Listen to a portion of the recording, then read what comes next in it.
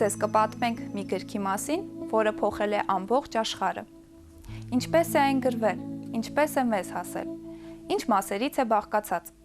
որտեղ են ծավալվել դրանում նկարագրված իրադարձությունները։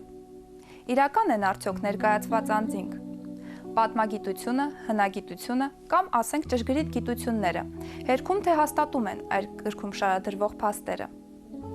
Այս եւ բազմաթիվ այլ հարցերի պատասխանները տալու համար հարյուրավոր տարիների ընթացքում ստեղծվել են գիտություններ, կատարվել են հետազոտություններ, կազմվել են հանրագիտարաններ։ Հենց դրանք էլ ուղեցույց ունենալով մենք կներկայացնենք այն, ինչ պետք է իմանալ այդ գիրքը կարդալու եւ հասկանալու համար։ Խոսքը աշխարհի ամենահայտնի եւ անկասկած ամենաերկարակյաց գրքի մասին է եւ կոչվում է այն, ինչպես գլխի ընկավ, Աստվածաշունչ։ Տպագրության գյուտից հետո առաջինը լույս է ընծայվել հենց այս գիրքը։ Այն հայտնի է տարբեր անուններով՝ Աստվածաշունչ մատյան, Սուրբ Գիրք, Գիրք գրոց, Աստծո խոսք։ Այս բոլոր անվանումները միևնույն գրքին են վերաբերում։ Միայն հայերն են այն անվանում Աստվածաշունչ, որը նշանակում է Աստծո շնչով գրված։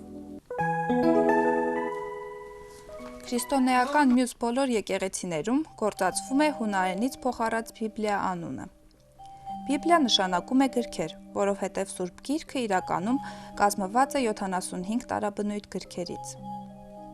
Թեև դրանք գրվել են տարբեր լեզուներով, այդուհանդերձ աստվածաշնչական գրքերը կուռ ու ամբողջական միասնություն են։ Այդ գրքերը պարունակում են Աստծո պատգամներն ու պատվիրանները, պատմում մարդու հետ նրա հարաբերությունների մասին։ Աստվածաշունչն աշխարհի մյուս բոլոր գրքերից տարբերվում է մի շատ կարևոր առանձնահատկությամբ։ Այն եւ Աստծո եւ ամենատարբեր մարդկանց ստեղծագործություն է։ Գրքի հեղինակները Աստծո պատգամները գրել են Սուրբ Հոգով ներշնչված։ Այս է պատճառը, որ Աստվածաշունչը հաճախ կոչվում է Աստծո խոսք։ Աստվածաշունչը հավաքում է իր մեջ ճշմարիտ պատմություններ եւ առակներ, երգեր եւ պոեզիա, օրենքներ եւ կանոններ, քարոզներ ու նամակներ, պատմական իրադարձություններն ու ապագայի կանխատեսումներ։ Եվ այսպես, ով, երբ եւ ինչպես է գրի առել այդ բազմազան գրքերը։ Եվ ինչպես են դրանք մեկտեղվել մի գրքում։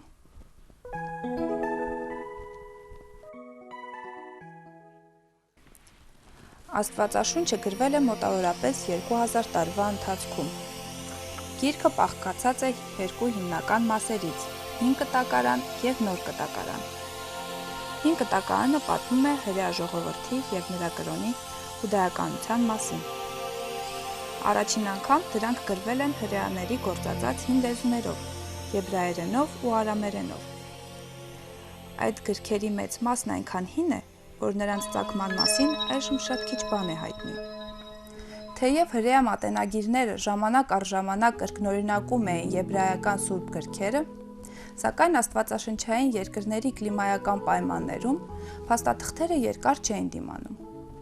Այդ պատճառով հնագույն ձեռագրերից քչերն են պահպանվել։ Սակայն Աստծո կամոք,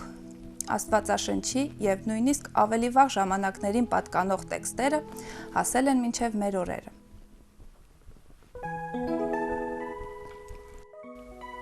Դրանք գրված են ամեն տեսակի նյութերի վրա։ Բաբելացիներն օրինակ օգտագործում էին փոքրիկ կավե սալիկներ, եգիպտացիները պապիրուսներ։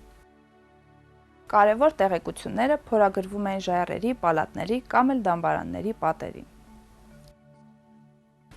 Ամենավաղ թուղթը պապիրուսը պատրաստվել է եղեգի ցողուններից, սակայն պապիրուսները թանկարժեք էին եւ հաճախ օգտագործում էին կոտրված կավե ամանեղենի կտորներ։ Իսկ շատ շուտով հայտնաբերեցին, որ կարելի է պապիրուսի թղթերն ամրացնել իրար, փաթաթել ու պահել։ Այս փաթաթները հին կտակարանի ժամանակաշրջանի գրքերն էին։ Մարդիկ սովորաբար գրում էին եղեգնյա գրիչներով, օգտագործելով մրից պատրաստված սև թանակ։ Այնուհետև մարդիկ ստեղծեցին գրելու առավել հարմար եղանակ։ Մաքրելով եւ մշակելով ոչխարի կամ այծի կաշին, ստացան հարթ եւ ողորկ մակերեսով մագաղարդ։ Բացի այդ, գործնականում ավելի հեշտ էր օգտագործել եւ տեղափոխել մագաղաթյա գիրքը, քան պապիրուսե փաթաթները։ Այնուհանդերձ, հին կտակարանի առաջին 5 գրքերի կրկնօրինակված մատյանները, որ հնգամատյան է կոչվում, մեզ է հասել երջանիկ պատահականությամբ 1947 թվականին։ Մեռյալ ծովի մոտ գտնվող Սարալանջերին իր հոտն արածեցնող քոչվոր Բեդվին տղան մի օր քար է նետում քարանձավներից մեկի մեջ եւ ապշում, լսելով կոտրվող կավի ձայնը։ Նա սարսափահար փախավ, բայց հետո ընկերոջ հետ վերադարձավ հասկանալու կատարվածը։ Քարանձավների ներսում բազմաթիվ կավե ամաններ կային, իսկ դրանց մեջ կտորներով փաթաթված ձեռագրեր։ Դրանք սկզբում ոչ մեկին չհետաքրքրեցին, բայց երբ ընկան հնագետների ձեռքը, մեծ ալեկոծություն առաջացրին։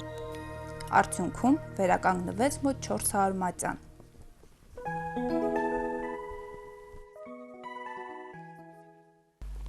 Մատյանները Քրիստոսի կենդանության օրոք Մեռյալ ծովի ափին բնակվող հրեական կրոնական համայնքի գրադարանինն է եղել։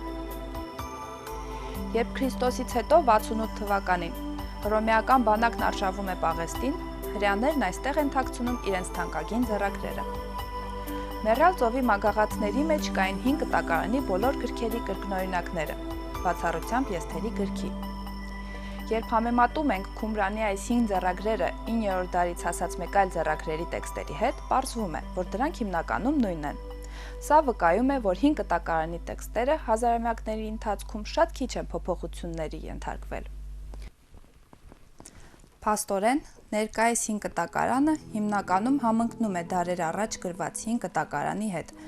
որը գրվել է աստվածավախ հրեա ռաբիների կողմից։ 5 կտակարանի առաջին 5 մատյանները մի քանի անուն ունեն՝ Հնգամատյան, Օրենքների գիրք, Մովսեսի գիրք։ Մատյանների երկրորդ խումբը կոչվում է Մարգարեություններ, իսկ երրորդը Իմաստության գիրք։ 5 կտակարանի եբրայերեն կամ հին հրեերեն ձեռագրերից քչերն են պահպանվել։ Փոխարենը մեզ են հասել հունարեն հնագույն թարգմանությունները։ Դեռևս Քրիստոսից առաջ 280-ական թվականներին հրեա ռաբիները 5 կտակարանը հունարեն են թարգմանում Եգիպտոսում ապրող հունախոս հրեաների համար։ Այդ թարգմանությունը կոչվում է 70-ից, քանի որ ավանդության համաձայն հրեա թարգմանիչները 70-ն են եղել։ Հետագայում, երբ քրիստոնեությունը տարածվում է տարալեզու մարդկանց շրջանում, 5 կտակարանը թարգմանվում է նաև լատիներեն, ասորերեն և եգիպտերեն։ Հին հայերենով Սուրբ Գիրքը թարգմանվում է 430-ական թվականներին և անփոփոխ մնում մինչև մեր օրերը։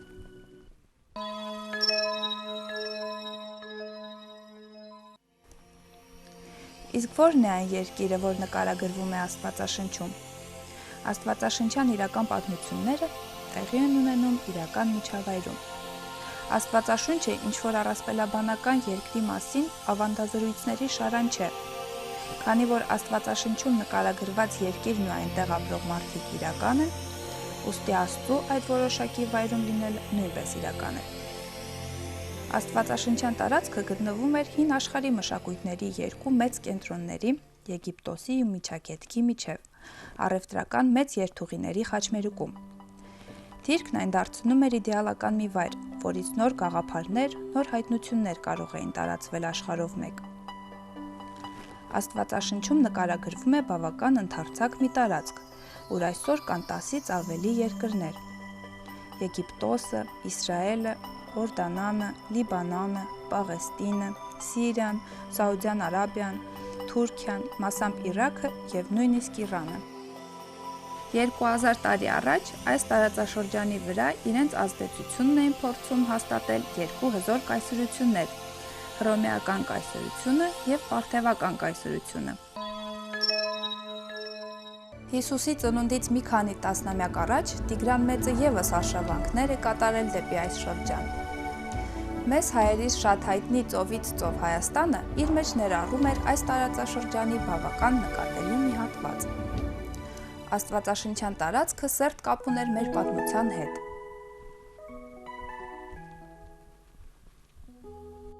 Դեպքերի մի մասը կատարվել է հայկական բարձրավանդակում։ Ավանդության համաձայն երկրային դրախտը գտնվում էր հայկական բարձրավանդակից սկիզբ առնող Եփրատ և Տիգրիս գետերի արանքում։ Եվ իհարկե, Հայաստանի տարածքի հիշատակման ամենահայտնի փաստը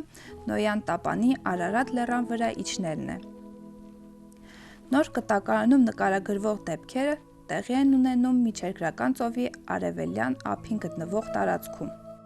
Տարածքի մի կողմում ծովն է, մյուս կողմում անապատը։ Այս տարածքը սովորաբար կոչվում է արգասաբեր մահիկ, կիսալուսին։ Այն ձգվում է Եգիպտոսից մինչև Միջագետքի հարուստ հողերը։ Աստվածաշնչյան տարածքը հաճախ անվանվում է նաև Ավետյաց երկիր։ Այն խիստ տարբեր աշխարհագրական գոտիներ ունի։ Ավետյաց երկիրը ծովափով ձգվում է մոտ 230 կիլոմետր տարածքով։ Այն հիմնականում լեռնային է։ Սարերը բարձրանում են անմիջապես Միջերկրական ծովից և ունեն մինչև 1000 մետր բարձրություն։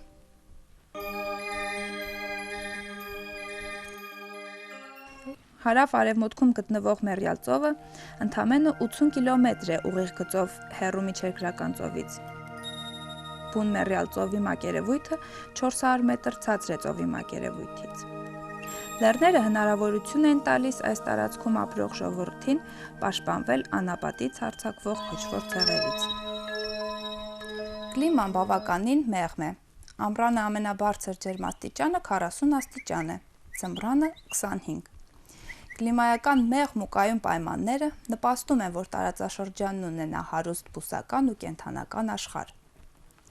Սակայն տարածքն իր օգտակար հանածոներով, բերրի հողերով առանձնապես աչքի չի ընկնում։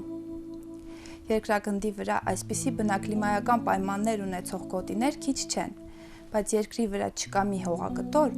որի համար մարդկության պատմության ընթացքում այդքան պատերազմներ մղվեն։ Լայն իմաստով, այս տարածաշրջանը մարդկային քաղաքակրթությունների օրանն է և շփումների տարածք։ Սա է ընդհանուր պատկերն այն երկրի, որ Աստված ընտրեց իր որդուն ուղարկելու համար։